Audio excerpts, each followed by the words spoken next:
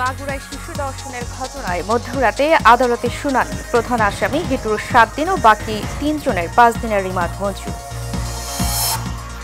বনানীতে লরির ধাক্কায় নারী পোশাক শ্রমিক নিহত। প্রতিবাদে সড়ক অবরোধ করে সহকর্মীদের বিক্ষোভ, যান চলাচল বন্ধ।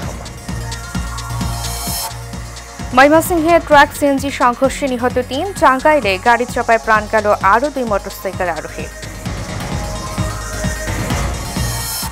এবং সাভারে ককটেল ফাটিয়ে স্বর্ণের দোকানে ডাকাতি, মালিককে কুপিয়ে হত্যা। নারায়ণগঞ্জে দুর্বৃত্তদের ছুরিকাঘাতে ছাত্রদল কর্মী নিহত।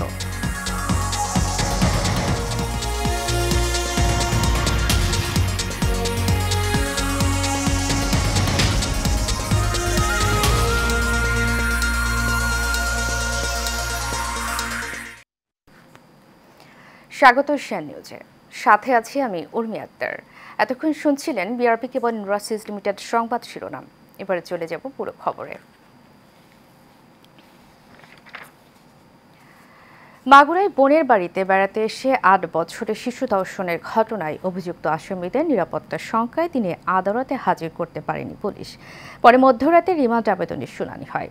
শুনানিতে মূল অভিযুক্ত ভুক্তভোগী শিশুর বোনের শ্বশুর হিটু শেখকে 7 দিন, স্বামী, শাশুড়ি ও ভাসুর প্রত্যেককে 5 দিনের রিমান্ড মঞ্জুর করা হয়। Magura chief judicial magistrate Abdul Matin আদেশ দেন। রোববার রাত 12টার পর রিমান্ড শুনানি শুরু হয়। মামলার তদন্ত কর্মকর্তা আসামিদের 7 দিন করে রিমান্ড আবেদন করেন। তবে আসামিদের পক্ষে শুনানিতে কোনো আইনজীবী অংশ নেননি। এ সময় আদালতে আত্মপক্ষ সমর্থনের সুযোগ দিলে আসামিরা নিজেদের নির্দোষ দাবি করে রিমান্ডে না নেওয়ার দাবি করেন।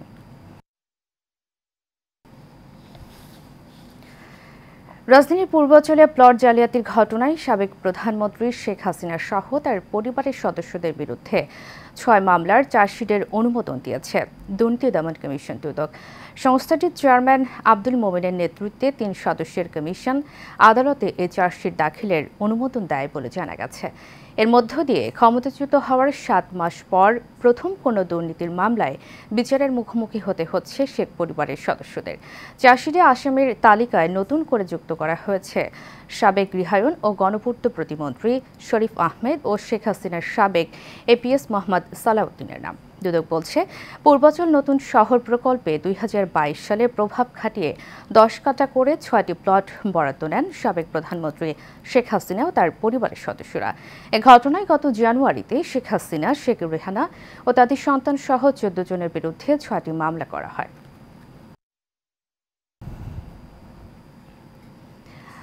মব সন্ত্রাস, ছিনতাই, চাঁদাবাজি, ধর্ষণ সহ বিভিন্ন ধরনের অপরাধমূলক কর্মকাণ্ডের মাধ্যমে যারা আইনশৃঙ্খলা পরিস্থিতির অবনতি ঘটাচ্ছে তাদের কাউকে ছাড় দেওয়া হবে না বলে জানিয়েছেন স্বরাষ্ট্র উপদেষ্টা লেফটেন্যান্ট জেনারেল অবসরপ্রাপ্ত মোহাম্মদ জাহাঙ্গীর আলম চৌধুরী।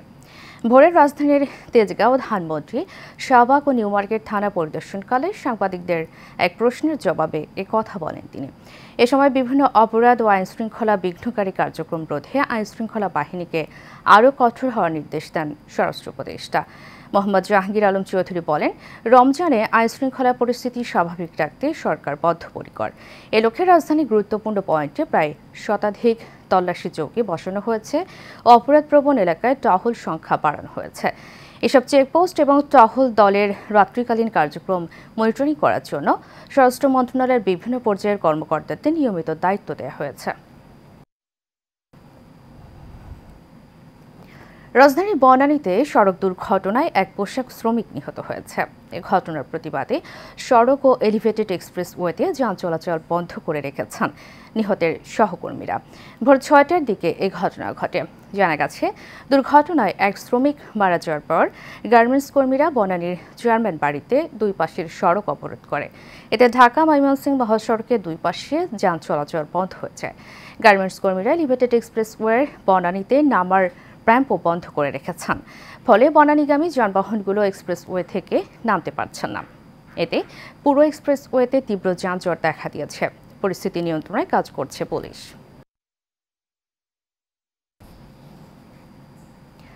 ময়মনসিংহের ফুলপুরে ট্রাক ও সিএনজির মুখোমুখি সংঘর্ষে 3 জন নিহত হয়েছেন। ফুলপুরে আঞ্চলিক মহাসড়কের ভাইটিকান্দি মারা দেওয়া এলাকায় এই দুর্ঘটনা ঘটে।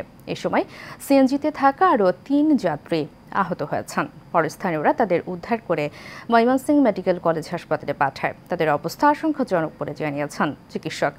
নিহতরা হলেন ফুলপুরের হাটপাগলা গ্রামের মোহাম্মদ হাদাস, শেরপুরের নকলা উপজেলার মোহাম্মদ আশিক মিয়া ও নরসিংদীর রায়পুরা উপজেলার আব্দুল কাশেম।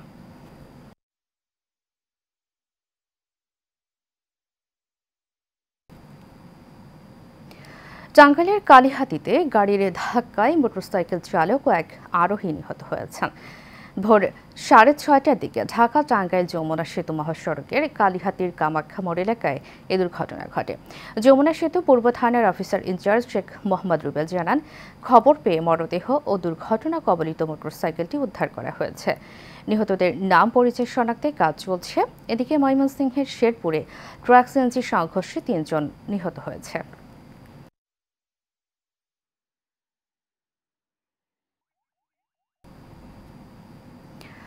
সাভারের আশুলিয়ায় একটি স্বর্ণের দোকানে ডাকাতির ঘটনা ঘটেছে। এ সময় দুর্বৃত্তরা ককটেল বিস্ফোরণ ঘটালে মারা যান দোকান মালিক।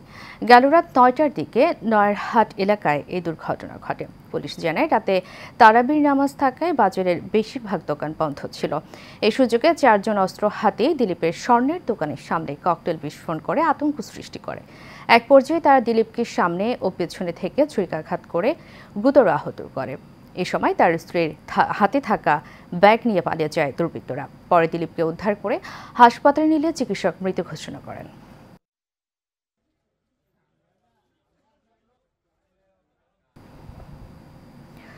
নারায়ণগঞ্জে তুচ্ছ ঘটনাকে কেন্দ্র করে দুর্বৃত্ত ছুরিকাঘাতে অপূর্ব নামে এক ছাত্রদল কর্মী নিহত হয়েছে। এ সময় স্থানীয়রা সম্রাট নামে এক দুর্বৃত্তকে আটক করে গণপিটুনি দেয়। গেল রাত 10টায় শহরের চাষারা বালুর মাঠ এলাকায় এ ঘটনা ঘটে। নারায়ণগঞ্জ সদর মডেল থানার অফিসার ইনচার্জ নাসির উদ্দিন জানান, নিহতদের মরদেহ উদ্ধার করে ময়নাতদন্তের জন্য নারায়ণগঞ্জ জেনারেল হাসপাতালের মর্গে পাঠানো হয়েছে। হত্যার সাথে জড়িত সম্রাটকে আটক করে পুলিশের হেফাজতে নেওয়া হয়েছে। এ ঘটনায় আরও কেউ জড়িত থাকলে তাদেরকে আইনের আওতায় আনা হবে।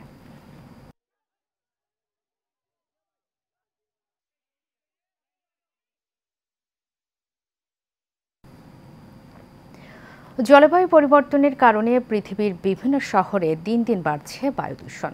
বিশ্বের 126টি শহরের মধ্যে আজ বায়ু দূষণের শীর্ষে রাজধানী ঢাকা।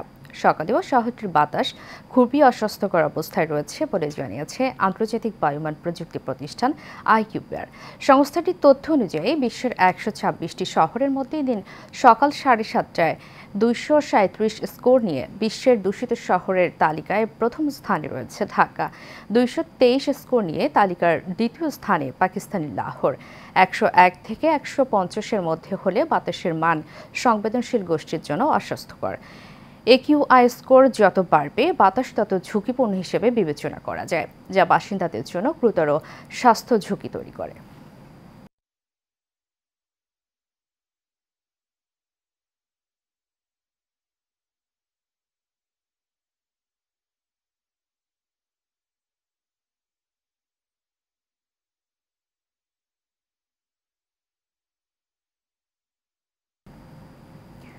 ঘরের কার্নিশ কিংবা গাছের ডাল সবখানে যেন মৌমাছির গুনগুন শব্দ।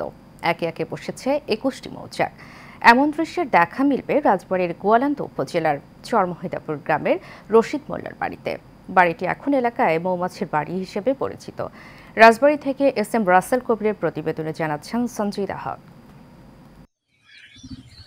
রাজবাড়ীর গোয়ালন্দ উপজেলার চরমহিদাপুর গ্রামে রশিদ মোল্লার বাড়ি যেন মৌমাছির অভয়াশ্রম।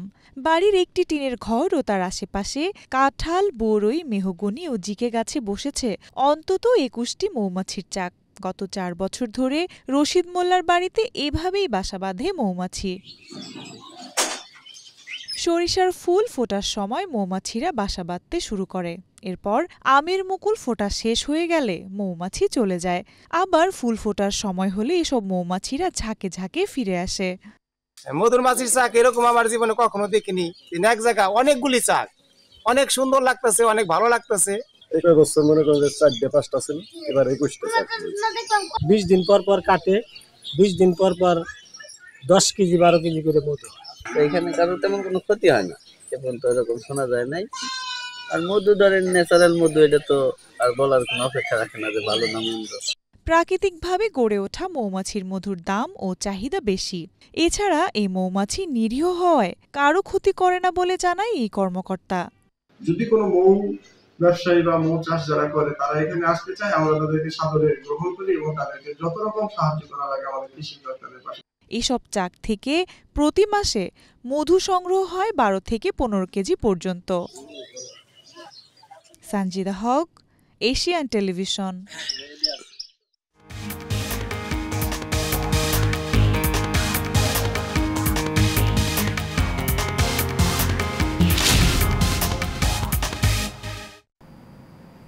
এবারে আন্তর্জাতিক সংবাদ। কানাডার নতুন প্রধানমন্ত্রী হচ্ছেন মার্ক কার্নি। এর মধ্যে দেশটিতে জাস্টিন ট্রুডো অধ্যায়ের সমাপ্তি ঘটেছে।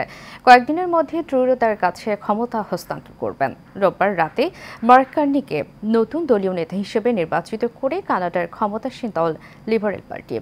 আর নিয়ম অনুযায়ী এখন তিনি নতুন প্রধানমন্ত্রী হবেন। এদিন দলীয় প্রধান হতে মোট 4 জন প্রার্থী লড়েছিলেন। মার্ক এমন সময় কানাডার প্রধানমন্ত্রী হলেন যখন যুক্তরাষ্ট্রের সঙ্গে দেশটির বাণিজ্য যুদ্ধ শুরু হয়েছে। প্রধানমন্ত্রী নির্বাচিত হওয়ার পরেই কার্নি মার্কিন প্রেসিডেন্ট ডোনাল্ড ট্রাম্পের আরোপিত শুল্ক নিয়ে কথা বলেছেন। কানাডিয়ান পণ্যের উপর যুক্তরাষ্ট্রের 25% শুল্ক আরোপকে নিজেদের জীবনের সবচেয়ে বড় সংকট হিসেবে অভিহিত করেছেন তিনি।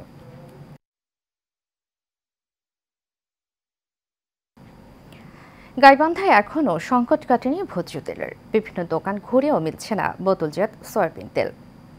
খুচরা বিক্রেতাদের দাবি ডিলার পর্যায় থেকে ভোজ্য তেলের সরবরাহ একেবারেই নেই বললে চলে। তাদের অভিযোগ, ভোজ্য তেলের সাথে আটা, ময়দা, ডাল সহ অন্যান্য পণ্য কিনলে দেয়া হচ্ছে তেল। এদিকে মিল মালিক ও ডিলাররাই সিন্ডিকেট করে বাজারে সয়াবিন তেলের সংকট তৈরি করছে দাবি বিক্রেতাদের।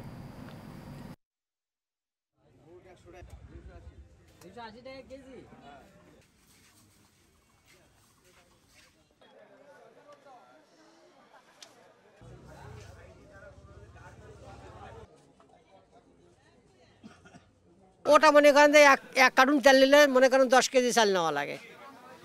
চাল না নিলে তেল দেয় না। এরা সরকারের ব্যর্থতা, মূলটাই সরকারের ব্যর্থতা। তারা বড় বড় ব্যবসায়ী তারা সিন্ডিকেট করেছে, ডিলারের কাছে মাল আছে, ডিলার দিচ্ছে না, আলাদা বিক্রি করছে। তেল বেশি টাকা দিলেই পাওয়া যায়, কম টাকা দিলেই পাওয়া যায় না। এখন তেল তো আমার বাংলাদেশে আছেই, তো থাকে ওই কোম্পানি করছে রেট বাড়িয়ে দিলে আমরা ছাড়িয়ে দেবো, রেট কম দিলে ছাড়িয়ে দেবো না। এই জন্য সরকার এটা পদক্ষেপ নিতে হবে। সবগুলো দোকানই ছোটো বড় দোকান চেক আপ করতে হবে। চেক আপ করলে তেলের দাম কমে যাবে। যে কোনোভাবে কঠোর না হলে ওই সিন্ডিকেটকে ভাঙা যাবে না। সিন্ডিকেটকে না ভাঙলে এই বাজার মনিটরিং করা বা নিয়ন্ত্রণ করা সম্ভব না। বলেন রাসিস লিমিটেড। সংবাদ শিরোনামগুলো জানিয়ে দেব আরও একবার।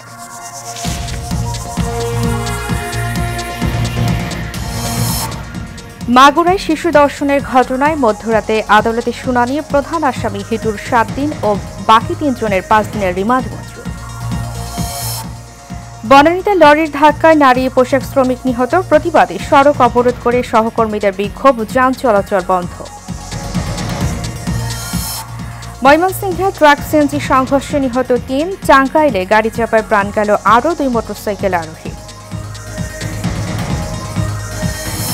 এবং সাভারে ককটেল ফাটিয়ে স্বর্ণের দোকানের ডাকাতি, মালিককে কুপিয়ে হত্যা। নারায়ণগঞ্জে দুর্বৃত্তদের ছুরিকাঘাতে ছাত্রদল কর্মী নিহত।